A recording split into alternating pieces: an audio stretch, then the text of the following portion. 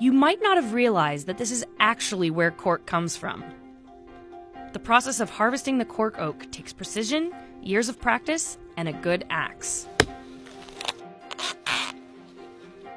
In the Alentejo region of Portugal, workers spend their summers delicately removing the outer layers of the trees by hand before sending them to be processed into something a little more recognizable. Natural cork has been used in winemaking for centuries and is still the stopper of choice for 89% of Wine Spectator's top 100 wines. On today's episode, we take a look at how cork goes from bark to bottle.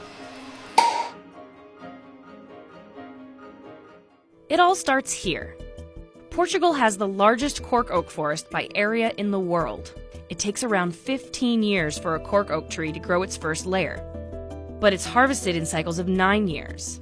And only from the third harvesting on, or 27 years later, the raw material called Amadea cork is ready for processing.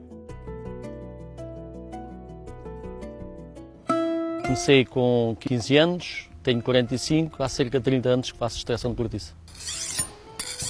A cortiça é feita neste período, no período do verão, é feita com machados, com parelhas, como a gente cá chama, que é 2 homens, para se ajudarem um ao outro, com muito cuidado para não dar cabo das árvores. É muito difícil, porque tem que se ter ciência para dar cabo das árvores e para as árvores nunca sofrerem.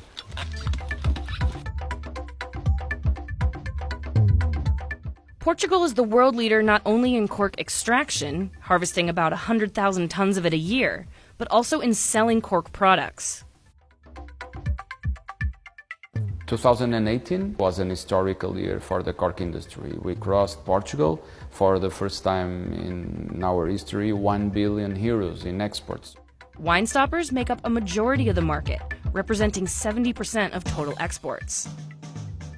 Knowing that 40 million cork stoppers are produced daily in Portugal, it's very likely that when you are opening a wine bottle, the cork stopper is coming from Portugal. After a period of rest, the cork planks are ready for the first stage of the industrial process, the boiling. Raw cork is boiled for at least 1 hour to reduce its humidity, making it softer. The planks are trimmed to size and then punched to form the natural cork stoppers. 7 out of 10 bottles of wine in the world choose a cork stopper.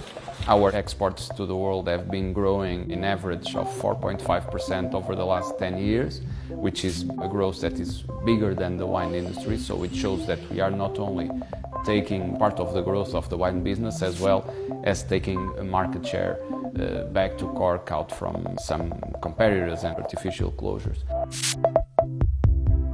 Cork is a natural product. There are another kinds of stoppers, something like plastic or metal, but it's very important to use natural stoppers because it's more ecological and it's very good for aging our wine and maintain better quality.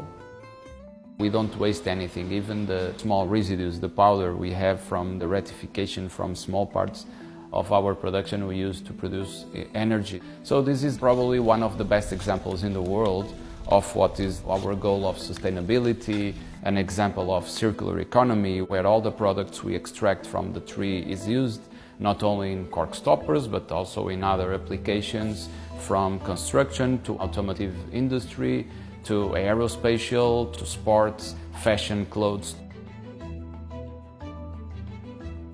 We know the battle against single-use plastics that is happening all over the world. It's a real opportunity for cork because we need to change really the way the world is consuming, finding products that can be recyclable, that can be reused, that can be redesigned in other applications.